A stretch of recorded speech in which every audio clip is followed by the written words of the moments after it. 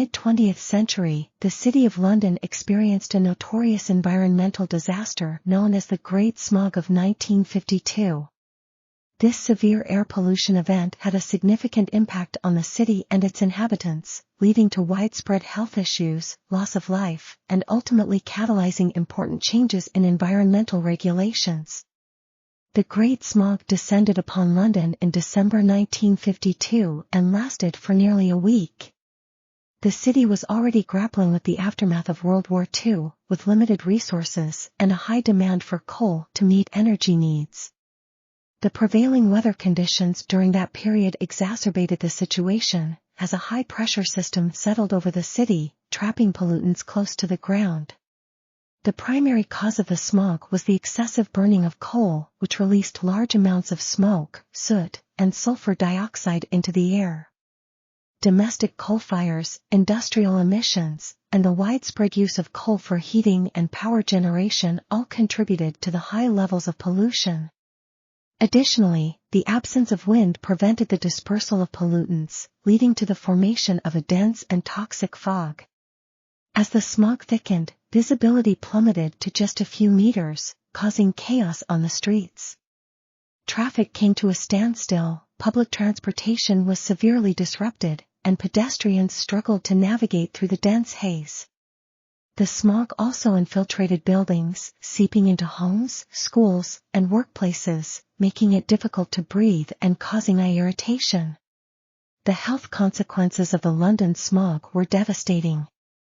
The pollutants in the air, particularly the high levels of sulfur dioxide and particulate matter, exacerbated respiratory conditions and compromised the respiratory systems of vulnerable individuals.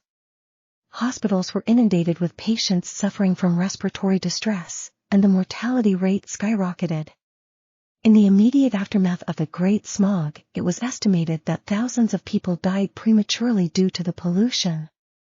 However, the long-term health impacts were even more significant.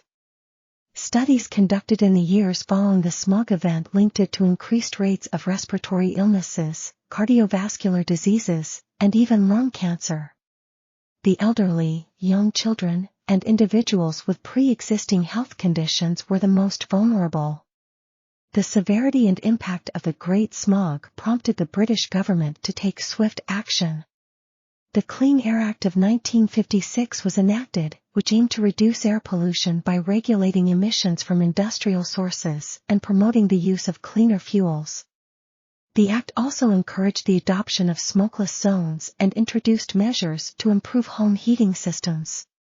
These regulations marked a significant step forward in addressing the environmental and health risks associated with air pollution. The Great Smog of 1952 served as a wake-up call not just for London, but for cities around the world. It brought attention to the dangers of uncontrolled pollution and the urgent need for environmental regulations. The event paved the way for increased awareness and action on air quality issues, leading to the development of stricter emission standards, improved monitoring systems, and the recognition of the right to clean air.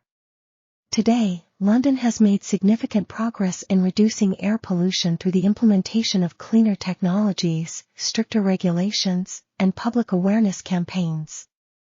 However, the legacy of the Great Smog remains a poignant reminder of the importance of protecting our environment and prioritizing public health in urban areas.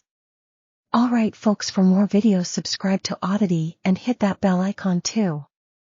Adios.